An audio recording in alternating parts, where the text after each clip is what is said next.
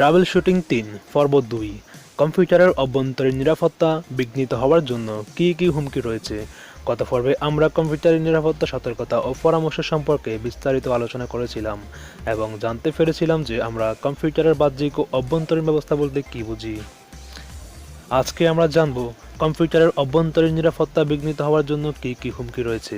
আপনারা দেখছেন ইউটিউবার রবিন চ্যানেলের ভিডিও। যারা এখনও আমার চ্যানেলটি সাবস্ক্রাইব করেননি প্লিজ পাশে থাকা রাইট বাটনে ক্লিক করে সাবস্ক্রাইব করে রাখুন এবং নোটিফিকেশন অন করে রাখুন পরবর্তী ভিডিওর আপডেট হওয়ার জন্য। ফিরে আসছি ছোট্ট একটি ইন্ট্রোর, কোথাও যাবেন না।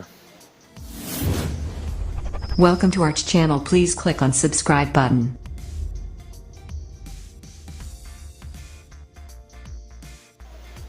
আপনাকে সবসময় আপডেট অপারেটিং সিস্টেম এবং আপডেট সফটওয়্যার ব্যবহার করতে হবে, তা না হলে কম্পিউটারের অভ্যন্তরীণ নিরাপত্তা বিঘ্নিত হয়। USB 4 এর মাধ্যমে তথ্য আদান প্রদান করার সময় ভাইরাস দ্বারা আক্রান্ত হওয়া, দুর্বল ও সহজ পাসওয়ার্ড ব্যবহার করা, অপরিচিত বা স্প্যাম ইমেইল ওপেন করা, অপরিচিত কোনো ব্যক্তিকে কম্পিউটারে অ্যাক্সেস দেয়া। অবশ্যই অ্যান্টিভাইরাস, উইন্ডোজ ডিফেন্ডার বা সিকিউরিটি এনএসিএল ও ফায়ারওয়াল ব্যবহার করতে হবে। কখনো ক্র্যাক ভার্সন ইউজ করবেন না। আপনার প্রয়োজনীয় তথ্য ব্যাকআপ করে রাখুন। ব্যক্তিগত তথ্যাবলী নেটওয়ার্ক সংযুক্ত স্থানে না রাখাই ভালো, তবে বিশ্বাসযোগ্য ক্লাউডে বা ফোল্ডার লক করে তথ্য রাখা উচিত। ক্রেডিট কার্ড ও ব্যাংক সহ সকল আর্থিক তথ্যাবলী কোথাও ইনপুট দেওয়ার আগে কয়েকবার চেক করে নিন যে কোন ওয়েবসাইটে দিচ্ছেন। ইন্টারনেট ব্যবহারের সময় যে কোনো ধরনের ব্যানার অ্যাড বা পপ আপ বিজ্ঞাপনে ক্লিক করবেন না। পাসওয়ার্ড কোনো ব্রাউজারে অটো সেভ করে রাখবেন না।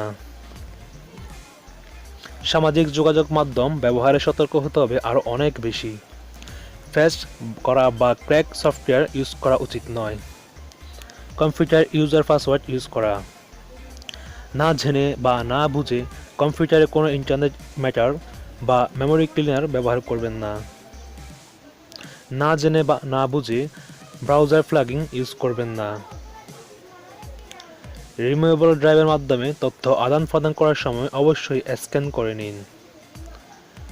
সব সময় স্ট্রং পাসওয়ার্ড ইউজ করুন।